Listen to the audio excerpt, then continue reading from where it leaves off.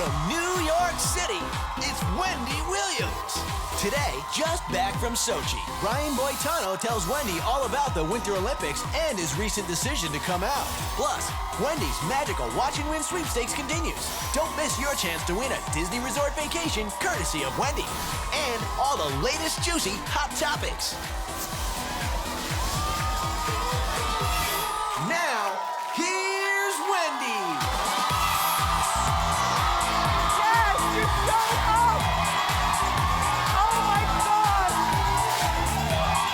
I'm gonna do my duty to make this the best show ever. Thank you. Wow. Thank you so much for watching. But more importantly, thank you, each and every one of you, for showing up.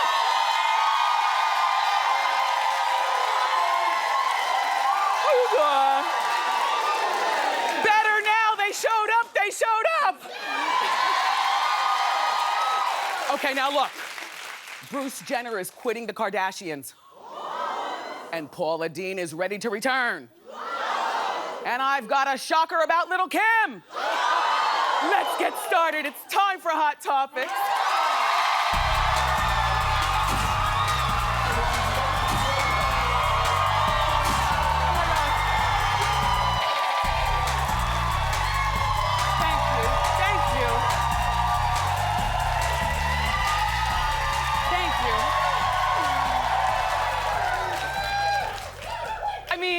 I love doing this show every day, but it's days like this that I really feel it's my duty to lift everybody's spirits.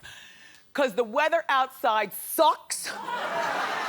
Already since earlier this morning, 7 inches of snow in Central Park. My co-host, my studio audience, I did not think that anybody would be here today because it's supposed to be snowing all day. Later on, it's gonna turn to rain, and then it's gonna be ice.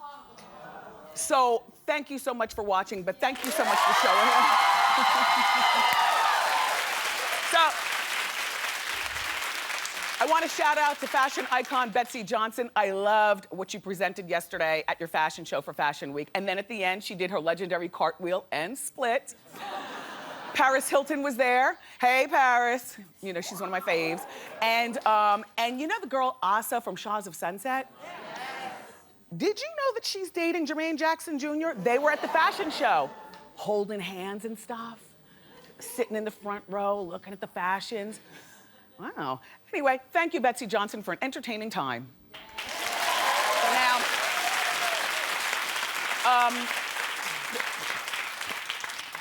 this thing with Bruce Jenner saying goodbye to reality TV, I would applaud you, but I'm opening my lozenge to put in here. But applaud, applaud, applaud. Thank you, Bruce. Get off reality TV.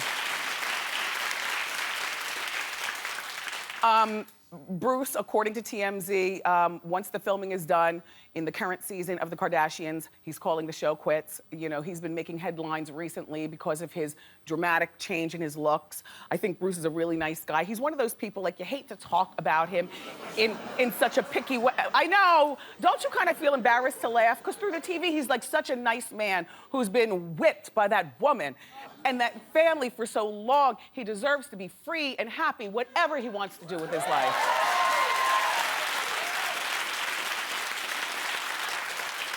Alas, there is a new explanation for Bruce's dramatically changing looks. According to People magazine, a family source says that Bruce is not changing into a woman. What'd you say? Oh, you wanted to see that, didn't you? No. Allegedly, this source is saying that he's just obsessed with looking younger. Reportedly, Bruce has what they call the Michael Jackson syndrome, where he's obsessed with plastic surgery. Well, this does make sense. All of a sudden, I'm like 50-50. Is he transitioning and that this is a ruse, or does he just have an obsession with surgery? There is a lot of pressure. He's 64 years old. You know, if he was 64 and lived in Jersey, there's not as much pressure as being 64 and living in Hollywood. If he's 64 living in Hollywood, even being a school teacher, there's pressure out there for you all to be beautiful. It's all too much. I can't. So he's probably, like, you know, he's been trapped in that marriage with that woman for those years, and we only know how she's treated him during his time on reality TV, where we can observe it. But goodness goodness only knows how she was treating him even before reality TV. So now they're gonna get their divorce. He's moved to Malibu. He drives a motorcycle. He shaved his Adam's apple. He's got ombre hair with some magic hair in there too, because that is not all his hair, you know. I applaud him for, being free from that woman and wanting to do exactly, and live life on his own terms. Be damned what anybody says. But men have to be careful when they get plastic surgery because, it works for women, but men seem to get more effeminate in the face when they get things done. Like when you all get your nose jobs, you can't get your nose pinched too small. And when you go for your fillers or whatever you do, don't fill up so that so that you get your Botox to lift your eyebrows like a woman. And, just be careful. And when you go for your manicures, get a nice buff and tell them to clip the ends. Don't let them be long and shiny like Bruce's nails. So Bruce, I don't know what the, listen. I have no idea who the family source was that talked to People magazine, because it could very well be that woman, who did the talking. A family source can be anybody. I don't know what to believe, but I do have a piece of tape for you to look at. It's titled, Bruce Over the Years, Changing Faces. Roll it.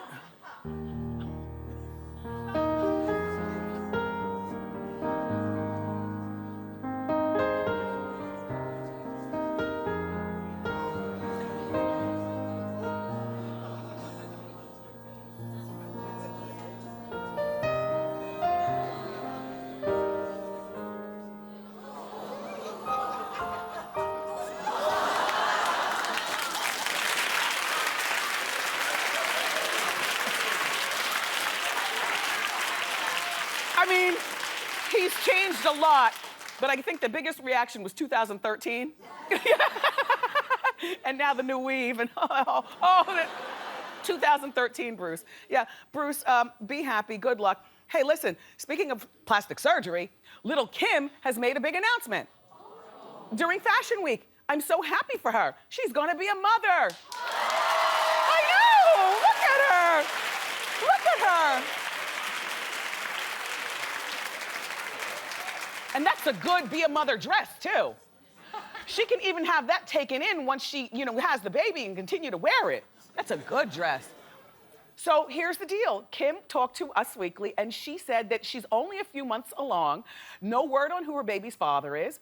I hope that whoever the baby's father is, it's somebody that can take care of her, because she likes the finer things in life. And she's 39 years old. And she hasn't made music in a while. So, and she's born in July like I am. You know how I say to you sometimes, like, you kind of think you know somebody because you know their star sign?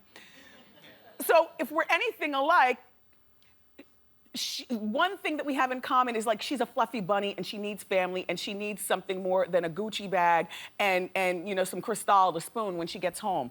She's soft and fuzzy and she needs the comfort of a family. So congratulations to you, little Kim. Very nice. By the way, Kim is taking full advantage of her pregnancy. She was at an event during Fashion Week and her bodyguard carried her over the ice. I know, you said the same thing as me. Some of my mean producers were like, really? Why couldn't she walk? And I said, excuse me, if I was small enough and trusting enough to be carried, because she's 4'11", I'm 5'11". So I'm not trusting anybody to carry me. But I just think that's adorable. I wonder if that's the baby's father in the spats. I don't know. I'll continue on this story, but yeah, to be carried. Let me tell you something, what's going on outside. How did you all get in here? Did you get carried over the snowdrifts? No. Did you walk with flats? Yes. Hunch down like this, because at least if you fall, you don't have to fall too far? Let me tell you, as a,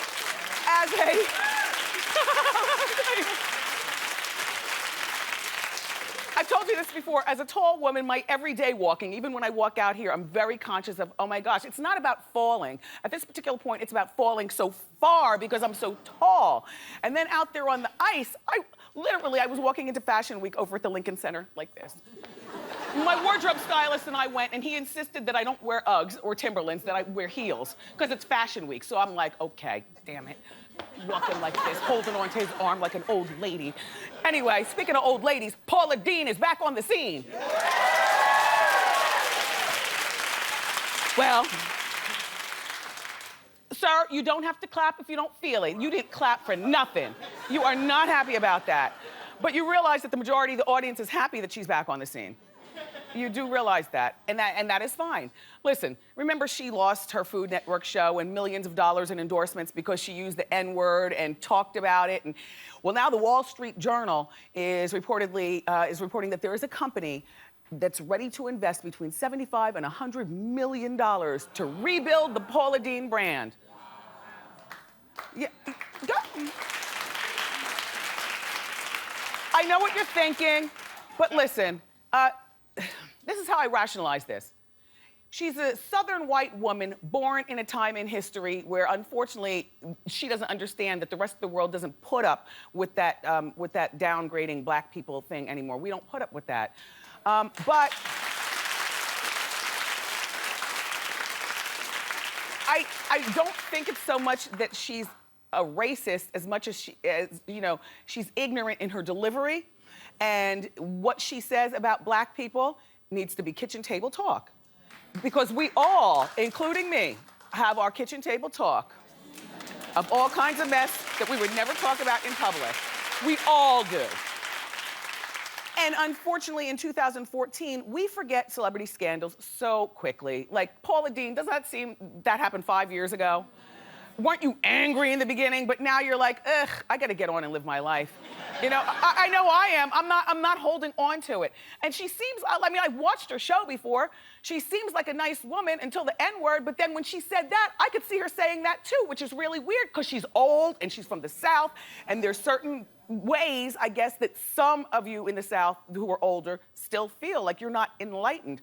But she's got younger sons, so hopefully her sons and the young people in her life, and maybe Oprah, her friend, have enlightened her that if you do make this comeback, that if you look, Paula, if you make this comeback, let us write your speeches for you. You're no longer allowed to fly off the cuff. And I also must say,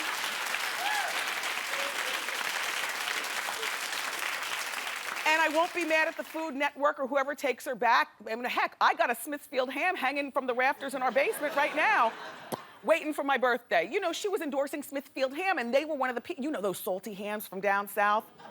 They come wrapped in like a piece of heavy mesh, and they're strung with a string, and then you season them by hanging them someplace dark, like the basement, and then when you take them out, cut it, it's all salty and good, so salty that before you make it for your family, you gotta soak it overnight in a big tub. And then even after you soak it, it's still salty. And don't waste your time putting the pineapples on top of it and those black things. What do you call those black things? Cloves, don't bother. Smithfield ham is good right out of the bag, right off the thing. So, good luck, Paula Deen. We'll be watching and listening. Mm-hmm.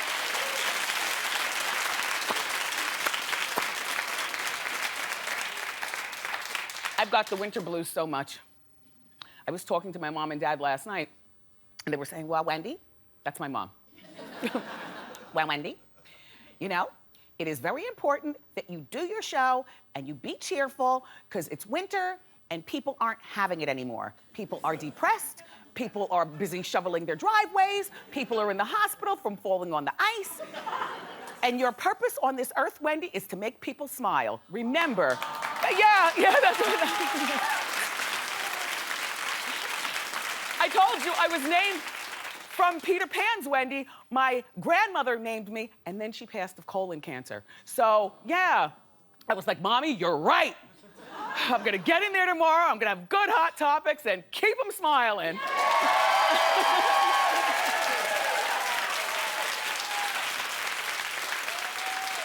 And wait until you meet Brian, who's coming out later on. Boy, is he special, and he's ready for good conversation. Okay, look, moving on. The Biggest Loser winner That sounds funny. The Biggest Loser winner, Rachel Fredrickson, who was supposed to be here last Monday, but we had another snowstorm and she was stuck in LA. I can't wait to meet her. Anyway, she admits that she was a little too enthusiastic about losing her weight. Well, in addition to working out 6 hours a day, she also told In Touch Weekly that she said for the weeks leading up to the finale, she frequented an infrared sauna that reportedly sped up your metabolism, allegedly, that speeds up your metabolism and burns calories. Grab a pencil and paper. I know what you're thinking. I'll say it one more time. Thanks for the tip, Rachel. An infrared, what did I say it was? An infrared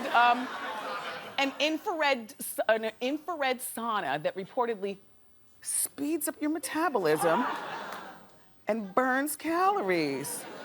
Right, thanks for the tip, girl. But seriously speaking, you can see she's lost too much weight. She's been getting criticized a lot, and now the show's been getting criticized. Critics are saying that the show needs to change, The Biggest Loser. They're saying that, they need to set a limit on how much weight contestants can lose and also slow down the weight loss and also provide long-term contestant support. Well, this is the first time in the history of the show that we've seen weight loss this drastic. I don't think that the rules of the show need to change. I don't think that there needs to be a limit on how much weight a person loses. If she was to the point where she was so skeletal and passing out, then yeah, that would be a reason. But mind you, she started at 160, whatever's on the other side of her hair, pounds.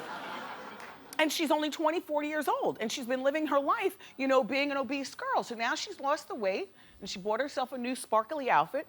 She'll gain some of the weight back. It's very difficult to keep off that much weight. I just hope that she doesn't continue obsessing over going to the gym 6 hours a week or 6 hours a day, 7 days a week. Because no guy's gonna wanna date you if he knows that. And I'll tell you why. Like I tell you, guys want to, see us looking good and beautiful, but they don't want to know our process. They don't want to know about all of the extensions. They don't want to know about all of the secret push-up bras. They don't want to know about how many hours we spend in the gym or what we get done, at the dermatologist. Guys don't want to know that. They just want to see you. So if you're dating right now, hon, just keep your guy from reading these magazines talking about you working out 6 hours a day. When you leave, don't tell him where you're going. Here's the interesting thing. I took a poll earlier today, and I'm shocked how many haters are on my staff. I was saying that I would date a guy who lost an inordinate amount of weight. Like, say you meet a guy, and he used to weigh 400 pounds, but it's been 3 years, and he's kept the weight off. I would date him. Well, all of a sudden, here go a lot of my people on the staff. Well, what about all the flab? Somebody who's that heavy has the propensity to gain it back. They wouldn't date, but I would. But to me, 3 is the magic number in anything. After 3 dates with a person, whether you want to delete all other guys from your phone, because this could be the one. After 3 weeks with a guy, if you haven't slept with him, it's time. As a grown woman, I'm not talking to children. And after, listen, no, I'm not finished. 3 is the magic number. No, come on.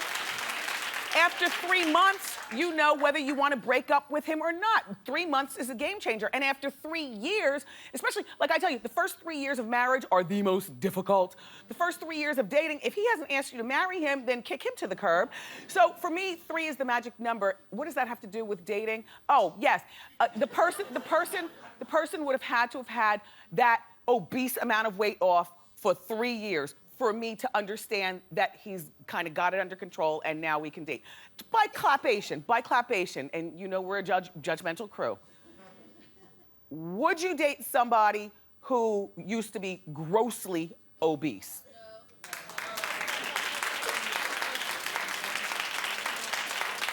Because you'd be scared that they'd untuck and balloon back up? Yes. All right, well, just asking. Let's move on to Lady Gaga. Lady Gaga is reportedly worth $190 million. But that doesn't mean that she owns a fancy home. Operative word is owns. She told Harper's Bazaar magazine that well, here's what she says. My home is a controversial topic. I don't exactly have one. I live all over the world. I keep a small rental in New York. It's like a tiny jewel box covered in rose gold mirrors with an oversized pink couch and an expensive vase and a white Maryland piano and a boudoir.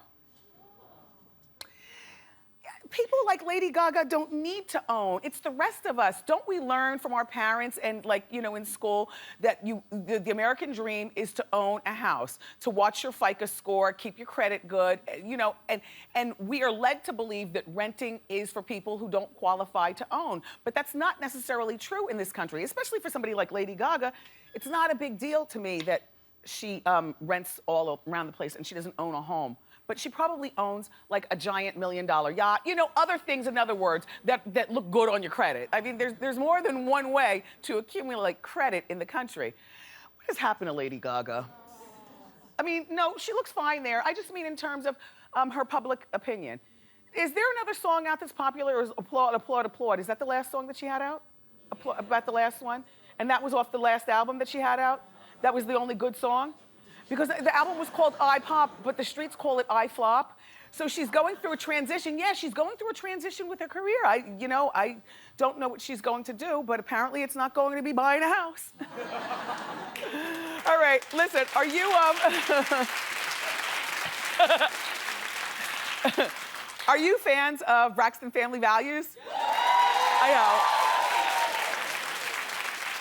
Well, in honor of the Winter Olympics, WeTV is airing Braxton Family Values gold medal moments. They're showing, no, this is good, look. They're showing the most memorable, hilarious, dramatic moments, and they're awarding the top 3 scenes the bronze, silver, and gold medal. And it's hosted by me. Yeah. So look. Make sure you're watching tomorrow night at 9 o'clock on WeTV for those gold medal moments. Listen, we have a terrific show for you. Gold medal Olympic skater Brian Boitano is here. Brian just returned from the Winter Olympics in Sochi, and he also recently made headlines for coming out. So how you doing, Brian? I look forward to meeting you. Plus, I'm going to be showing you more from my magical trip to Walt Disney World Resort, where I got to eat my way through Epcot. But up next, everybody, it's time for Celebrity Lookalikes. So don't miss it.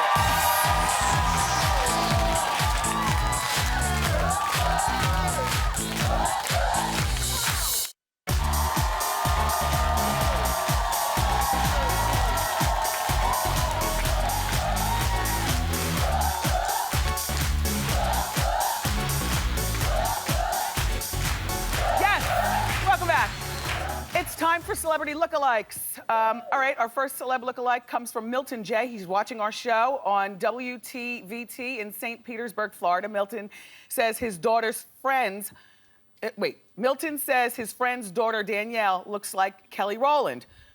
All right, let's take a look at the real Kelly Rowland. Now let's take a look at Danielle.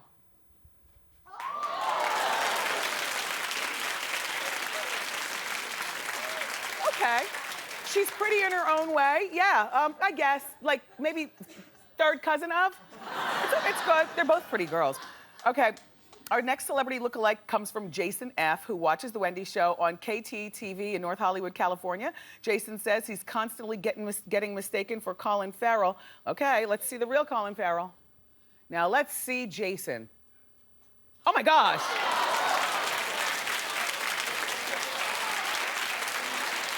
Wow.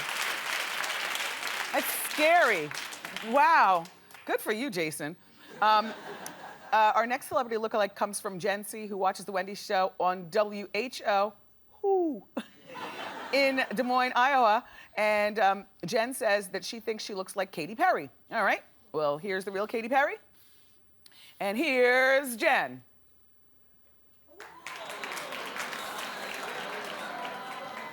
Suzanne. Stop trying to encourage people to clap. Nobody but you. I don't think she looks like her. She's not, she's a pretty girl, but she's not, no. She's not, no. Girl.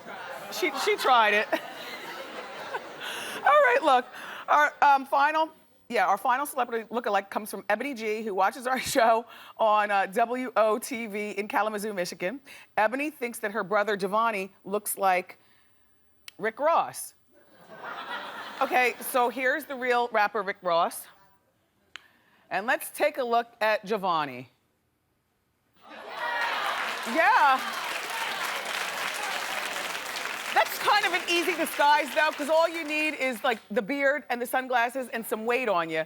But that's good, Giovanni. Yes, you do pass. Shout out to the boss, Rick Ross. Everybody, if you or someone you know looks like a celebrity, you want to share the photos with us, go to wendyshow.com. Up next, we're going to meet Olympic figure skating legend Brian Boitano. Don't go far.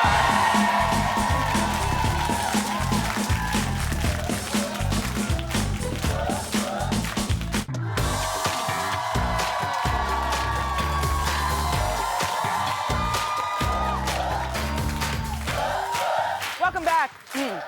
Our first guest won an Olympic gold back in 1998, and instantly he became a pop culture icon. 26 years later, he's out of the closet and back in the news. Please welcome to our, give a hearty how you doing, and clap it up for our new friend, Brian Boitano.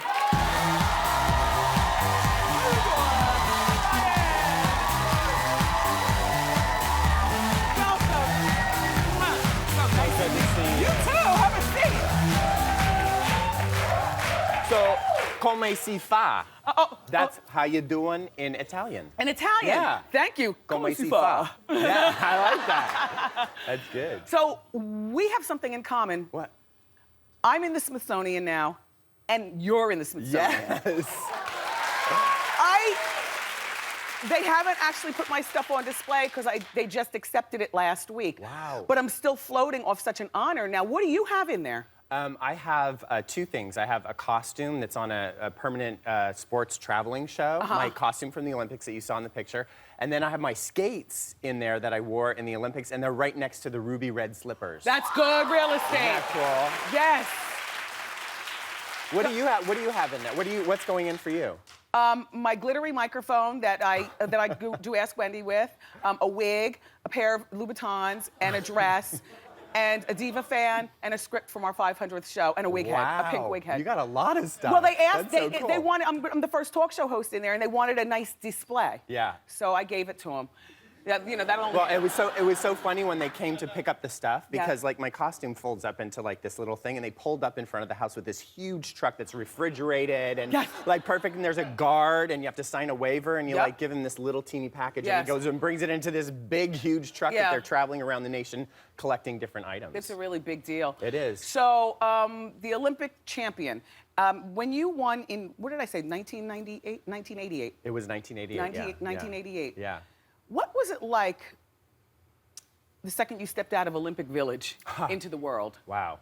Well, you go into the Olympic Village, after you win an Olympic, gold medal, you go into the Olympic Village one person and you come out a different person. It was really difficult because nobody knew who I was when I went in. Yes. And then, when you come out, people are saying hi to you, they know your name.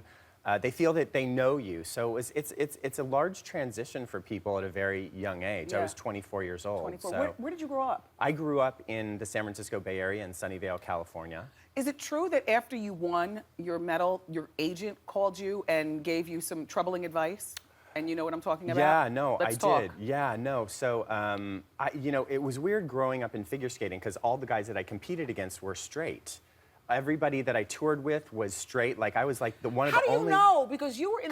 Because I know, because they had girlfriends and stuff like that. So I was always really quiet about who I was personally. And when after the Olympics, in fact, my my agent at the time said, you got to go on these talk shows and, say that you want to get married and stuff like that. I don't know if you're gay or not. I'm like, oh my God, how does he know that I'm gay? Because I was in this world of all these straight guys competing. I'm like, I'm serious. I was totally naive. I didn't even know that people thought that figure skaters might be gay. Look, I hear some little quiet laughter from my co-host. Can we show the picture of him doing a full split? Me? Yes, you. A full split. Ah. Okay.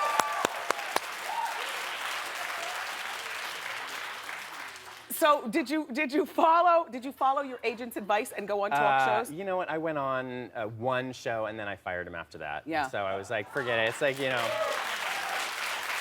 Now, recently, you came out publicly in a really odd way. You've been in the closet. You've been in the closet all these years. I guess to us, the population, but your family people. No. I never thought I had to come out. I was never in or out. I was always open to my family and friends, never ashamed of it. Yeah. But when I was appointed to the delegation, it was actually interesting. I was skating a show in France, and I was appointed to the presidential delegation for Sochi. And I asked them who else was on the delegation, and they said, we can't tell you. And so when the press release came out the next day, and it said that there were 2 openly gay people on the delegation, and President Obama was sending a message of diversity and tolerance, I was like, I read that on my Twitter account. I clicked on there, and they mentioned that Billie Jean King and Caitlin Cahow were out, and they said also on the delegation is Brian Boitano. But President Obama is sending this message, and I was like, you know what? Were you pissed? Pissed? Yeah, at the president? I mean, like... Well, I wasn't pissed. I was like going, wow, this is... I'm at a crossroads in my life that I never thought I would be here. Yeah. I didn't ever think that I was gonna, you know, come out publicly or share that publicly. Well, we grew up in a different time. You know? We did. But these days, it's not a big deal. Yeah. So, tell me about the conditions once you got to Sochi. Were you drinking that yellow water from the tap and sitting on those stupid toilets? Do I look like a guy who would drink the yellow? No. If it was yellow water, I would not. Yes. No, the conditions in Sochi, okay, first of all, I was with the presidential delegation, so we had really great, you know, first-class everything. accommodations. Yeah, it was like our hotel was good. I knew when I saw Matt Lauer in the hotel, I'm like, okay, this is gonna be a good hotel. So I knew that we were gonna be taken care of, and, you know, we had great security and everything, but I do know a lot of friends that, you know, had really bad accommodations, like cubicles with like beds and cots just set up, and they have to stay there for like 5 weeks doing this stuff, so. Poor things. I know. But if they win, isn't it worth it? Yeah, and I mean, those weren't the athletes. Those were people that work in the media and stuff like that. Sometimes athlete villages, they're not good accommodations. I mean, sometimes we're in cubicles with literally That's cots. what I've always heard. It's really not the best thing. So if you're a fan of South Park, then you know that South Park has celebrated Brian in What Would Brian Boitano Do? Where did you first hear that you were being celebrated on South Park? Well, did you ever see the 5-minute video that was called The Spirit of Christmas, where I break up the fight between Jesus and Santa Claus? That's where South Park originated. Oh Yeah, it was like me breaking up this fight. It's really funny. It was the very first time South Park was seen. And then I had friends in studios in LA that said, there's this video going around, like a comic, and, you know, you're in it, and I'm like, whatever, I didn't see it. And then they said, oh, there's a song about you coming up in a movie, and I'm like, uh-oh, I have to. I have to tell you something, because I wasn't familiar with the song, but our son has a snow day, so he's in my office right now. And when I told him, you know, that you were coming on the show, he started singing the song. He's only 13, but he started singing the song. Like, it's my new demographic. It's yes. like, you know. Yeah.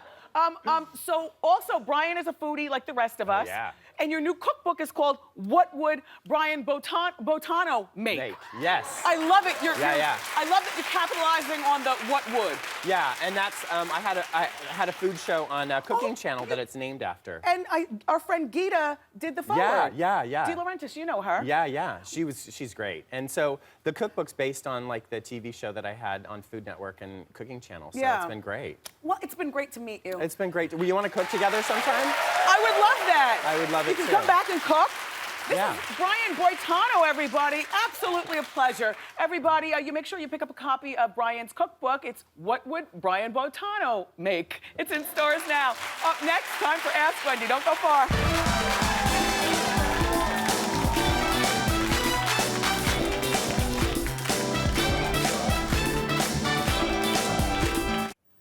We're back, and it's time for Ask Wendy. How you doing? Hi, Wendy. How you doing? Fine, thanks. How can I help? Good. My name is Miosha. I'm from the Bronx. I'm 33 years old, and I'm currently seeing a guy who's 35 years old. He does have 2 children. I don't have any.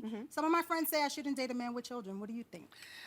My rule is, this is my rule, and I still encourage girls, don't date a guy with children when you're in your 20s. By your 30th birthday, it's time to start dating, you know, all kinds of guys. And a guy, does he treat his kids well? He treats his children well. He treats me well. And I only have about 2 eggs left, so I may as well. Well, yeah, continue to date him as long as you like him, sure. I do. Thank you. Good Thank you, luck. Wendy. Uh-huh. Everyone, up next, I am going to show you me eating my way through Epcot during my family vacation to Disney World. Don't go away.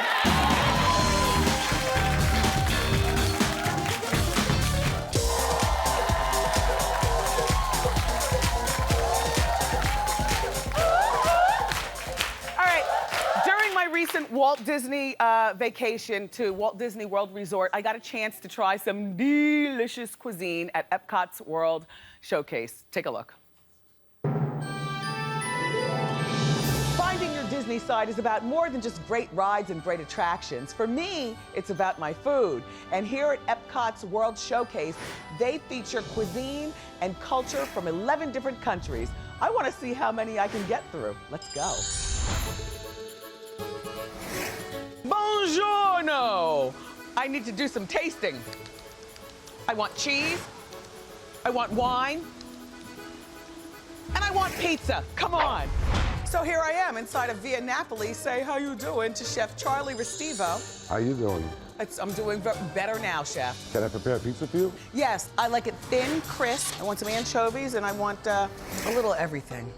My mouth waters just at the thought of eating food. I need a rag for my tongue.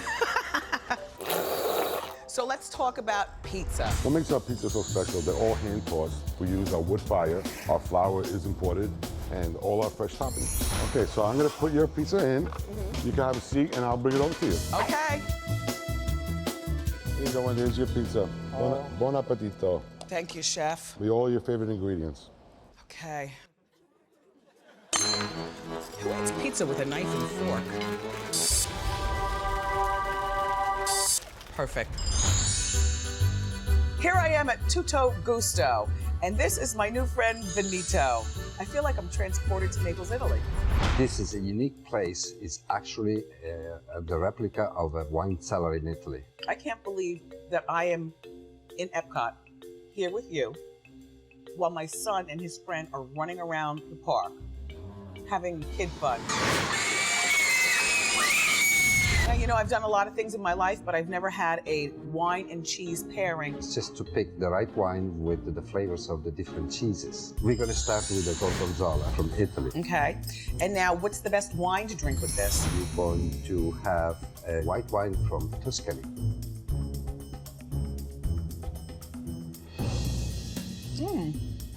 It's like a party in my mouth. Bonjour! That's French. And that's the Eiffel Tower over my shoulder. And this is a Grand Marnier slush, which you can get at a kiosk in the France Pavilion. Now, I hear that there's a shop over there that makes the most delicious homemade ice cream sandwiches. And against my better judgment, I'm going in. Chef Olivier. Oh my God. I love getting in touch with my Disney side. Au revoir. Au revoir. Here I am in the Mexican Pavilion. Inside, there are over 100 different types of tequila waiting for me, but I've got to pace myself.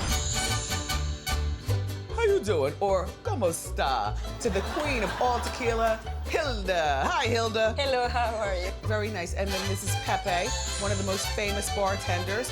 I would like to have a shot of this $200 tequila for the 250th anniversary of Jose Cuervo.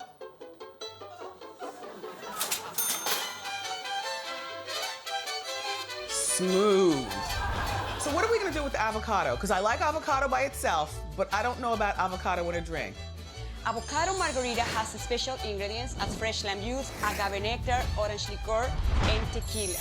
This is really good. So now what are we doing with the jalapeno peppers? He's gonna model these ingredients because it's very fresh. Muddle it. Como esta? It's got a kick. Well, you know, I gotta quit while I'm ahead. I've gotta eat and drink my way through other countries. But this has been quite the experience. Thank you very much. And como esta, Hilda? Muy bien. And you too, Pepe. Hasta la vista, señorita. Olé. Okay.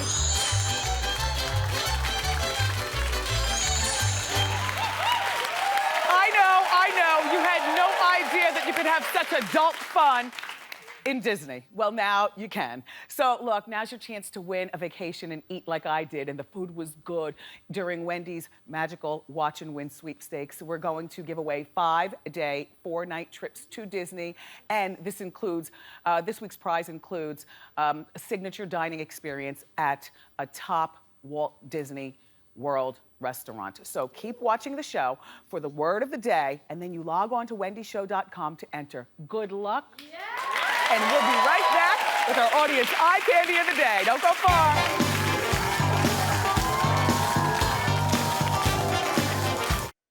Hey, this is LaWanda Wells. She drove 10 hours in the snow from Richmond, Virginia, just to be here today. Thank you so much.